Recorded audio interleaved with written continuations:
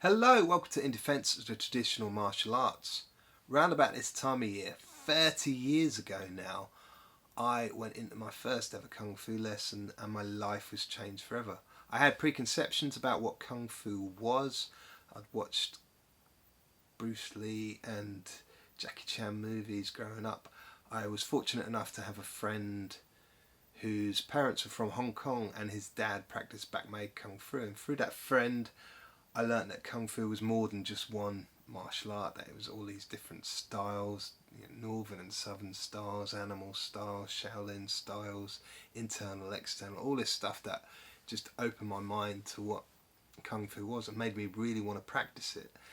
And I also learnt through him that I was very unlikely to learn Kung Fu because I was a Guai and that most Kung Fu teachers kept it amongst the Chinese. So imagine my surprise when another friend from high school told me that he'd been going to Kung Fu lessons for a few months at a local community centre. And of course I went along. I'm not sure what I was expecting, whether I thought he was going to be Chinese or not, but what I wasn't expecting was Keith Roost. He was a short man. At 14 years of age, I was already over a foot taller than him. He was not very imposing at all, although I'd later learn that he had like a Bruce Lee-esque ripped physique, but you wouldn't tell that in his normal clothes. He had like an 80s throwback flat top haircut, thick lensed glasses, very geeky looking.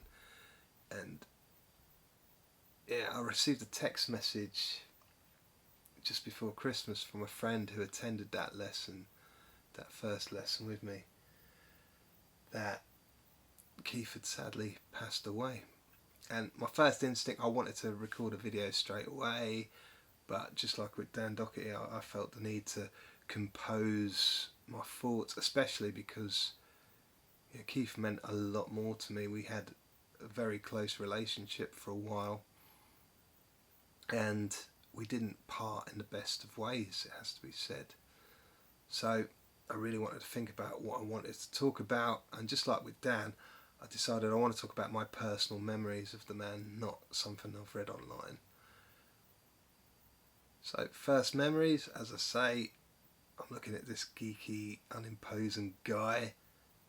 He was in his mid-30s, and first time I saw him move properly, it was unbelievable. He was so quick, so fast. As I said, he was ripped, and you would never know that the man was suffering from renal failure. He was on dialysis. It just made the extent to which he practiced the martial arts just all that more inspiring to know that he was that ill, but also practicing Kung Fu to such a high level. He wasn't afraid to change his mind. He taught Lee style Tai Chi and Feng Sao Kung Fu when I met him, when I first started attending lessons, but he changed the Tai Chi to Wudang, practical Tai Chi Chuan, Dan Doherty's style, because when he first saw it, he acknowledged straight away it was a much more practical, much more authentic fighting system to be practicing and teaching. He was a very generous man. This was before kind of fight gyms and dedicated facilities. This is, you'd rent out your local community centre, school hall, scout hut, that kind of thing. And for the kids he charged, it was like £2 a lesson, or if you did the Tai Chi and the Kung Fu, the Feng Sao Kung Fu, you get them for £1.50 a lesson, so you're paying like £3 for 2 lessons. He wasn't doing it for the money, he was doing it for the passion of the martial arts. And I realised that there's still people like that around today, but it's a lot less common. Considering he was so unimposing, if a guy from another style or another system came into the class, he would soon turn it on. And one of the best memories I have is watching him take on this other Kung Fu teacher that had come along. I think he'd come along to sort of try and impose himself his system and maybe try and get a few of the students. And Keith asked him to, you know, have a bit of a play around, where he basically just bullied him around the floor, showing the guy up for not being able to fight at all. In those days, you know, the UFC was still very new, being less or just over a year since it had happened. So the lessons of MMA hadn't really filtered through to martial arts in general. But considering that, Keith wasn't involved in too much woo. You know, what he taught worked,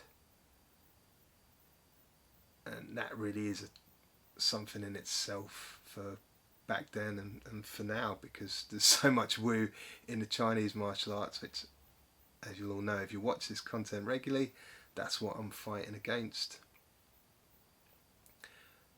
He opened up my eyes to the world of Chinese martial arts. It was like a festival of martial arts, the first British festival of martial arts. I can't remember the name, which is quite funny because when I did my video about Dan, I couldn't remember the name of this place. It's where I first saw Dan, and that's how Keith first got in touch with me again after all those years to tell me what the event was called. I'll have to look it up again. But yeah, he took me along to that. He used to take me to the British Opens. He cornered me for my Sanshou fight. And it's quite sad to think of how close we were to how we actually fell out. I don't have any great stories about him. He wasn't Dan Doherty, he wasn't world-renowned martial arts, he didn't change the landscape of the martial arts in this country, but he was a passionate martial artist and he deserves to be remembered for that.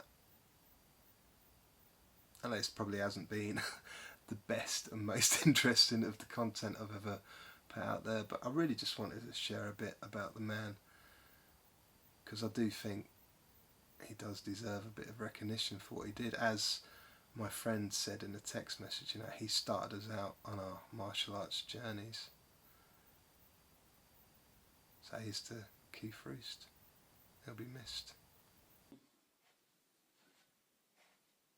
Here, coming out and going round is better. Try that again. Okay, here, give